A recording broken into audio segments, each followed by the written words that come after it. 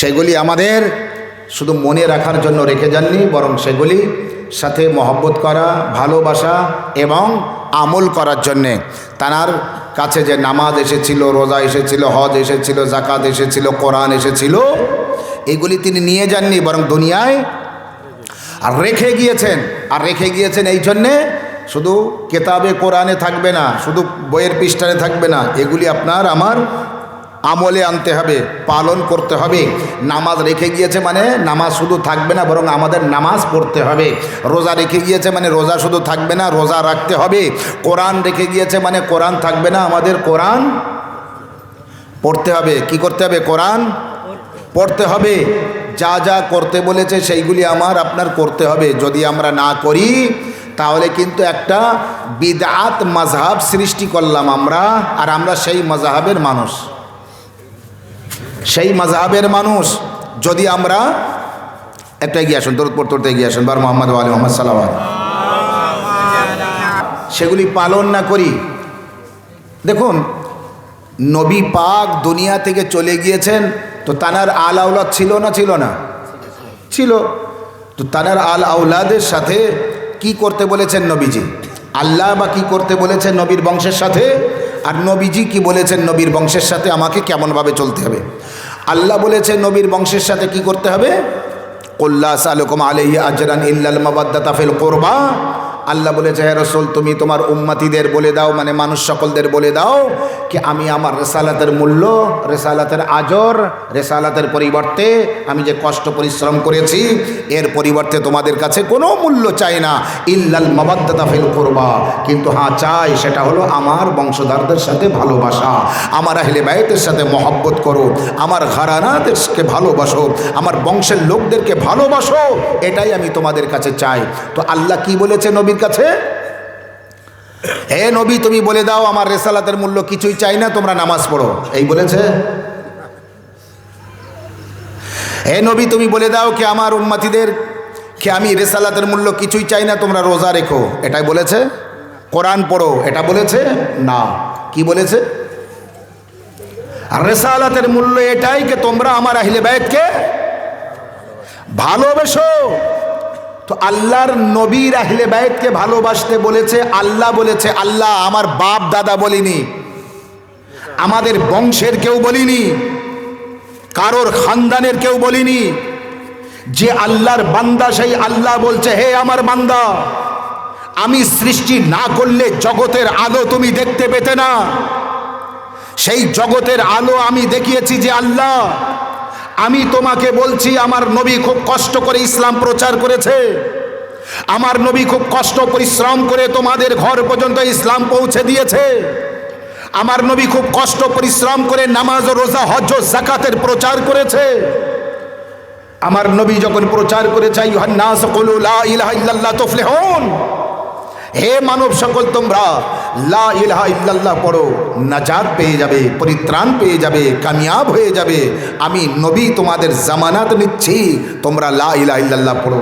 তো আমার নবীকে কেউ পাগল বলতো, মজনুন বলতো, দিওয়ানা বলতো, পাথর ছড়িয়ে মারতো, ইট পাটকেল ছড়িয়ে মারতো, রাস্তায় জঞ্জাল বিছিয়ে দিত, কাটা বিছিয়ে দিত, জঞ্জাল ছড়িয়ে দিত, আর আমার নবীর উপরে আক্রমণ হতো। কারণ ইয়তীম মুহাম্মদ রাসূলুল্লাহ সাল্লাল্লাহু আলাইহি ওয়া সাল্লাম, না বাপ আছে না মা আছে, কেউ নেই, আর তিনি একটি নতুন ধর্ম প্রচার করছে, বাধা সৃষ্টি করলো। কিন্তু ওই বাধার সম্মুখীন থেকে যে হেফাজত করেছিলেন, মুহাফিজ ছিলেন, সাহায্য করেছিলেন, মদত করেছিলেন, যে সে হলো হযরতে আবু তালিব আলাইহিস সালাম। সমস্ত আরবের জাহিল ও মূর্খ এবং আনপাড়দের হাত থেকে, গুন্ডা ও ডাকাতদের হাত থেকে আমার ও আপনার নবীকে যিনি সাহারা দিয়েছেন তিনি হযরতে আবু তালিব আলাইহিস সালাম। এবং বাইরে যখন প্রচার করতে গিয়েছেন ইসলাম, তখন বাইরে সাহায্য করার জন্য হযরতে আবু তালিব আলাইহিস সালাম নিজের ছেলে শেরে খোদাকে পাঠিয়েছে, আলী যাও, আমার মোহাম্মদ, আমার আকা, আমার সরদার মোহাম্মদ রাসূলুল্লাহ সাল্লাল্লাহু আলাইহি ওয়া সাল্লাম তিনি ইসলাম প্রচার করবেন। এতে যদি কেউ তার উপরে বাধা সৃষ্টি করে তো তার জবাব আলী তোমাকে দিতে হবে, তার জবাব আলী তোমাকে দিতে হবে, তুমি তার জবাব দেবে। আর যদি আমার মোহাম্মদের কিছু হয়ে যায়, আয় আলী, আমি তাদের ধরবো না, আমি তোমাকে ধরব। বাপ হয়তো এমনই নিজের ছেলেকে বলছে, আমার মোহাম্মদের যদি কিছু হয় তো আমি কিন্তু তাদের ধরবো না, আমি কাকে ধরবো? আমি তোমাকে ধরবো। তাই এক সময় মোহাম্মদ সাল্লাল্লাহু আলাইহি ওয়াসাল্লাম সন্ধ্যা হয়ে গিয়েছে আর বাড়িতে আসেনি, বাড়িতে ফিরে আসেনি। আর তখন হযরত আবু তালিব আলাইহিস সালাম খোঁজ খবর নিয়ে দেখলেন এখনও আমার আকা বাড়িতে আসেনি, মোহাম্মদ সাল্লাল্লাহু আলাইহি ওয়াসাল্লাম এখনও ঘরে ফিরে আসেনি। কাউকে জিজ্ঞাসা করলেন, আমার মোহাম্মদকে দেখেছো? বলে না। আর একজনকে জিজ্ঞাসা করলেন, আমার মোহাম্মদকে দেখেছো? বলে না। সাথে সাথে বাড়িতে আসলেন। হযরতে আবু তালিব আলাইহিস সালাম নিচে তলোয়ার বার করলেন এবং নিজের গোলামদের বললেন, তলোয়ার নাও, নিয়ে আমার সাথে চলো। যেতে যেতে বিভিন্ন মানুষের কাছে জিজ্ঞাসা করলেন, আমার মোহাম্মদকে দেখেছো? আমার মোহাম্মদকে দেখেছো? বলে না। এরপর একজন বলল, অমুক জায়গায় কিছু লোক বসেছিল, তারা এক জায়গায় বসে কি আলোচনা করছিল। হযরতে আবু তালিব আলাইহিস সালামের সন্দেহ হলো। নিজের গোলামদের বললেন, তলোয়ার হাতে নাও আর আমার সাথে চলো। তলোয়ার নিয়ে আবু তালিব আলাইহিস সালাম নিজের গোলামদের নিয়ে বার হলেন, সেই রাস্তায় গেলেন। যাওয়ার পরে দেখলেন এক জায়গায় অনেকটা লোক বসে আছে। তাদের বললেন, আমার মোহাম্মদকে দেখেছো? বলে না, দেখিনি।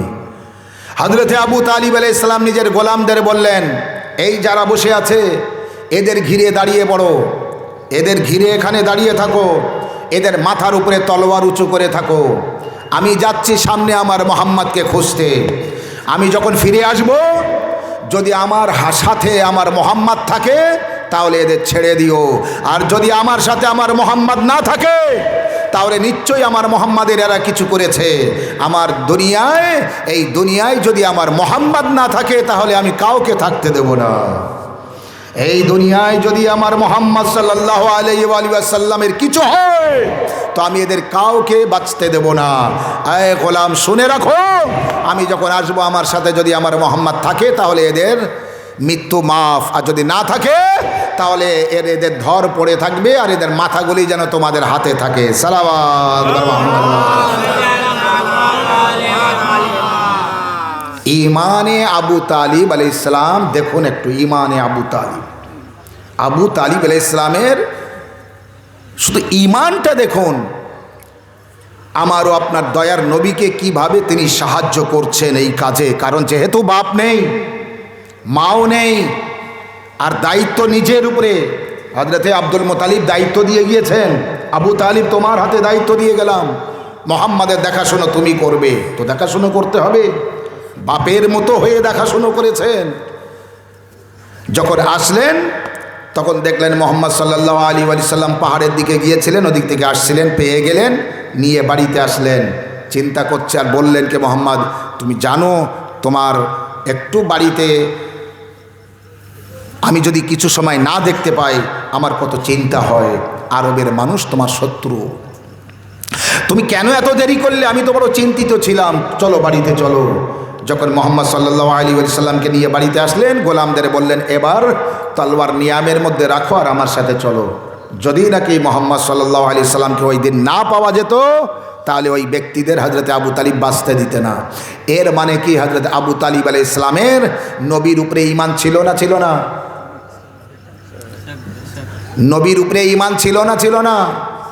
হ্যাঁ, লজ্জা করবে, যান থাকবেন, বলবেন না, উত্তর দেবেন না। যারা বলে নবীর উপরে ঈমান ছিল না, তার সাথে যেন আপনার ঈমানটা আবার মিলে যায়। নবীজির উপরে হযরতে আবু তালিব আলাইহিস সালামের ঈমান ছিল না? ছিল না? যদি আপনার বলতে দেরি হয় তো কাল হাসরের ময়দানে আপনি জবাব দেবেন যে মাওলানা সাহেব জিজ্ঞাসা করেছিল তুমি উত্তর দাওনি।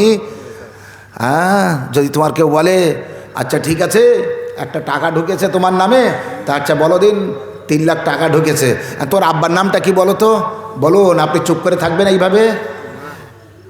অফিসার এসে আপনার আব্বার নাম জিজ্ঞাসা করছে, বললেই 3 লাখ, আপনি যেই বললো তোমার আব্বার নাম কি, আর আপনি চুপ করে থাকবেন, যেমন এই এখন আছেন, থাকবেন তো? ওখানে 3 লাখ টাকা, বাপের নাম বলতে পারছেন না তো চলে যাবে। সাথে সাথে বাপ তো বাপ, গ্রামের সবার নাম জিজ্ঞাসা করলে ফটাফট বলে দেবো। কেন না, আমার পরীক্ষা নেওয়া হচ্ছে। হযরতে আবু তালিব আলাইহিস সালামের ঈমানের আলোচনা হচ্ছে, আর আপনি একেবারে গম্ভীর মেজাজে বসে আছেন, হ্যাঁ বলবেন না, না বলবেন না। শুনে রাখুন, কারোর কাছে যদি কিছু প্রশ্ন করা হয় আর হ্যাঁও না বলে না, নাও বলে না, তার মানে ওই লোকটাকে বোঝা যায় না যে নায়ের দিকে না হ্যাঁর দিকে। সালাওয়াত মুহাম্মদ ওয়া আলি এই লোকটা হায় সমর্থন করেছে না নাই সমর্থন করেছে, বোঝা যায় না। আপনি যত কথা হচ্ছে শুধু মাথায় নাড়া দিচ্ছেন। এবার আমি যদি বলি রাত, তাও এই করলেন, দিন তাও এই করলেন। এবার আমি কিভাবে বুঝবো আপনি রাতের হ্যাঁ করেছেন না দিনের হ্যাঁ বলেছেন? ঈমানে আবু তালিব এত মজবুত আছে ইসলামের উপরে कि আবু তালিব আলাইহিস সালাম রাসূলুল্লাহকে সাহায্য করলেন। আল্লাহ কোরআন পাকের মধ্যে বলেছে, হে আবু তালিব, আমার মোহাম্মদকে তুমি সাহায্য করেছো, কিন্তু তোমার সাহায্যটাকে আমি নিয়ে নিচ্ছি। আমার আবু তালিবকে আমি সাহায্য করেছি, শত্রুর হাত থেকে আমি হেফাজত করেছি, শত্রুর হাত থেকে আমি বাঁচিয়েছি। বলুন, কোথাও আল্লাহ এসেছিল মুহাম্মদ সাল্লাল্লাহু আলাইহি সাল্লামকে সাহায্য করতে? তার মানে আবু তালিবের কাজকে আল্লাহ নিজের কাজ বলেছে। তাই তো আবু তালিব আলাইহিস সালাম যখন মুহাম্মদ সাল্লাল্লাহু আলাইহি ওয়াসাল্লাম আমাদের আখিরি নবী তাজেদারে মদিনার বিবাহ পড়িয়েছিলেন, তখন বলেছিলেন আলহামদুলিল্লাহি রাব্বিল আলামিন। আর আল্লাহর এত পছন্দ হয়েছে, কোরআনে আলহামদু সূরার মধ্যে প্রথম সেই শব্দটি দিয়ে দিয়েছে আর বলে দিয়েছে, হে আমার নামাজিরা, নামাজ পড়ো, যে কোনো সূরার জায়গায় যে কোনো সূরা পড়তে পারো। আলহামদু সূরা পরিবর্তন করলে নামাজ হবে না, আলহামদু সূরা পড়তেই হবে, তারপরে নামাজ হবে।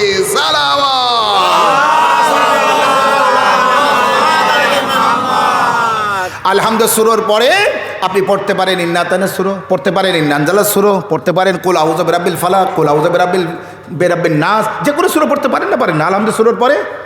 হ্যাঁ, দ্বিতীয় রেখাতে আলহামদু সূরা, আবার তারপরে কুল সূরা পড়েন, ইন্নাতানের সূরা পড়েন, ওয়াল আসরে পড়েন। মানে আলহামদুর জায়গায় আলহামদু থাকবে, অন্য সূরা এদিক ওদিকে করতে পারেন। কই আলহামদু সূরার জায়গায় অন্য সূরা আনেন? প্রতি রেখাতে আলহামদুর জায়গায় আমি ইন্নানজালাস সূরা পড়বো, তারপরে আলহামদু সূরা পড়বো। মুখে ছুঁড়ে মারবে ওই নামাজ তোমার। যা, তোর মতো ইবাদত আমার দরকার নেই, বাড়ি যা। নিয়ম পাল্টে ফেলেছিস। আল্লাহ কসম খেয়ে নিয়েছে আবু তালিব যে এহসান তুমি করেছো ইসলামের উপরে, ওই ইসলামের উপরে যারা থাকবে তাদেরকে মুসলমান বলা হয়। আর ওই মুসলমান যখন নামাজ পড়বে, আয় আবু তালিব, তোমার সেই কথাটা তাদের না স্মরণ করা পর্যন্ত আমি কিন্তু তাদের নামাজ কবুল করব না, তাদের নামাজকে নামাজ বলবো না। এই ঈমানে আবু তালিব দেখুন। তারপরে মুহাম্মদ সাল্লাল্লাহু আলাইহি ওয়াসাল্লামের অনেকটা নাম আছে, তাহা, মুজাম্মিল, মুদ্দাসির, ইয়াসিন, হ্যাঁ, বহু নাম আছে, আর মুহাম্মাদও নাম আছে। কিন্তু এই মুহাম্মদ নামটি রেখেছিলেন হযরতে আবু তালিব আলাইহিস সালাম। আর এই মুহাম্মাদের রাসূলুল্লাহর কলেমা পড়ে যে মুসলমান হবে তাদেরকে কিন্তু লা ইলাহা ইল্লাল্লাহ ইয়াসিন রাসূলুল্লাহ পড়লে মুসলমান হবে না, লা ইলাহা ইল্লাল্লাহ মুজাম্মিল রাসূলুল্লাহ পড়লে মুসলমান হবে না, লা ইলাহা ইল্লাল্লাহ তাহা রাসূলুল্লাহ পড়লেও মুসলমান হবে না। সেই হযরত আবু তালিবের মুখ দিয়ে বার হওয়া শব্দ যতক্ষণ না বলবেন লা ইলাহা ইল্লাল্লাহ মুহাম্মাদুর রাসূলুল্লাহ সাল্লাল্লাহু আলাইহি ওয়াসাল্লাম। বোঝাতে পারছি? একটু আমার সাথে থাকবেন, নড়াচড়া করবেন, তাহলে বোঝাতে পারবো। আর যদি একেবারে পাথরের মতো হয়ে চুপচাপ বসে থাকেন আর গবেষণা করতে থাকেন, কালকেরে জমিতে যাব, কোন জমিতে যাব, কি সার কিনবো, কোন ফসল কি মানে বিভিন্ন ব্যবসা বাণিজ্যের চিন্তা ভাবনা করবেন আর এখানে বসে থাকবেন, কিন্তু আপনার বসে থাকাটা বেকার হয়ে যাবে। মজলিসে সওয়াব পাবেন, কিন্তু পরিবর্তন আপনার মধ্যে আসবে না। আপনার ভিতরে আমি প্রথমেই বলেছিলাম পরিবর্তন আনতে হবে। এবার কথা আমি যে আয়াত পড়েছিলাম তার আলোচনা করব। হযরত আবু তালিব আলাইহিস সালামের এবার প্রশ্ন একটা, যে কলেমা পড়েনি। এই সারা পৃথিবীর মানুষ যে যা বলছে কলেমা পড়েনি, এসব ভুল ধারণা, মিথ্যে কথা। কলেমা পড়েছে কি না পড়েছে নবী জানে, আমি আর আপনি কি জানি? আমি আর আপনি কি জানি? আমরা এই দেশের মানুষ, এলাকার মানুষ কি জানি বলুন? আমরা যদি সঠিকটা জানতাম, আপনি বুকে মানে কোরআন শরীফ নিয়ে মাথায় রাখুন, রেখে বলুন নবীজি কিভাবে নামাজ পড়েছেন। আজ নামাজের বিভিন্ন তরিকা আছে না নেই? নামাজের বিভিন্ন ভঙ্গি আছে না নেই?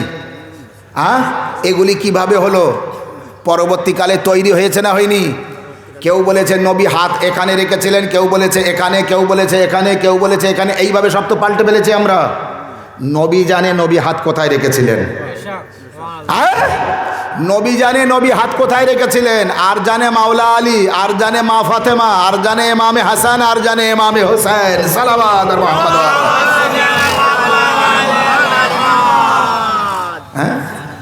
আপনার আব্বা বাড়িতে কিভাবে শুয়েছে, কিভাবে খেয়েছে, কিভাবে পড়েছে, কিভাবে কি করেছে, পাড়ার লোক জানে? জানে আপনার বাড়ির লোক।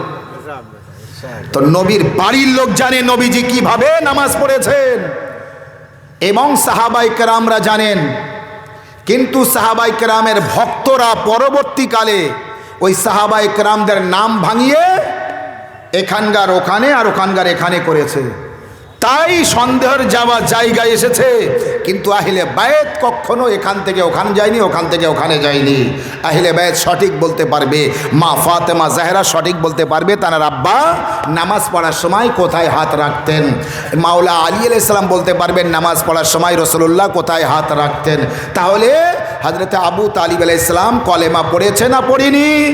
আর জীবনেও প্রশ্ন করবেন না, আমি যে উত্তর দিতে যাচ্ছি।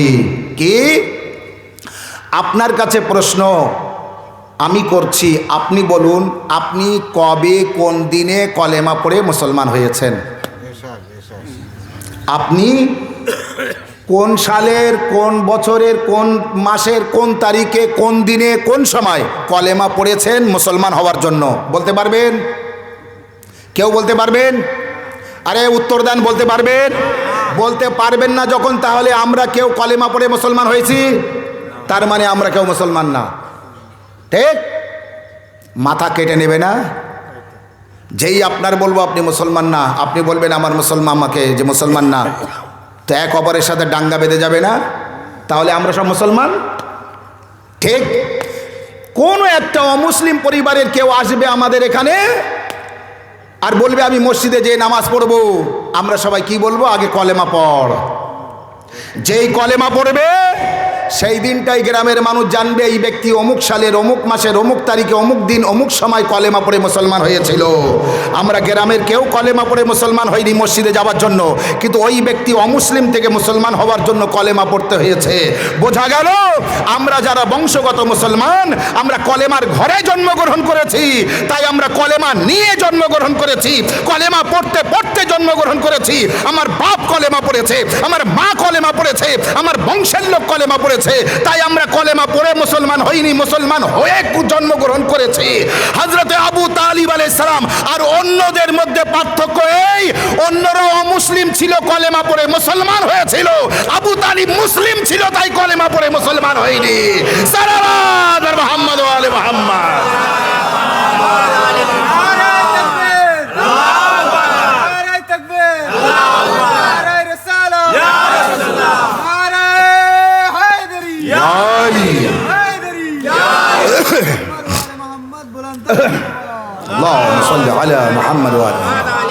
তাহলে হযরতে আবু তালিব আলাইহিস সালামের আর কলেমা পড়ার প্রয়োজন মুসলমান হওয়ার জন্যে? আপনি বলুন, কলেমা পড়িনি, কলেমা পড়িনি, কলেমা পড়িনি। আরে কলেমা পড়িনি, তাহলে নবীর নাম মোহাম্মদ কিভাবে রাখলেন? কলেমা পড়িনি তো নবীর বিবাহ কিভাবে পড়ালেন? কলেমা পড়িনি তো নবীর হেফাজত কিভাবে করলেন? কলেমা পড়িনি তো আলহামদুলিল্লাহ রাব্বিল আলামিন কিভাবে পড়লেন? আচ্ছা, কলেমা যে পড়ে না তার আবু তালিব নাম হয়? আল্লাহু আকবার। যে কলেমা পড়ে না, যারা যারা কলেমা পড়ে না, তাদের ধর্মের নাম নিয়ে বলছি না, বা সেই ধর্মের মানুষদের কারোর নাম আবু তালিব শুনেছেন? যে বংশে, যে খানদানে কলেমা নেই, সেই খানদানের কোনো পরিবারের কারোর নাম আবু তালিব হয়? আর তার ছেলেদের নাম তালিব, আকিল, জাফরে তৈয়ার, আলী এ হয়? এখনো বোঝা যাচ্ছে না হযরত আবু তালিব কোন ঘরের, কোন বংশের? সাল্লাল্লাহু আলা মুহাম্মদ ওয়া আলি মুহাম্মদ।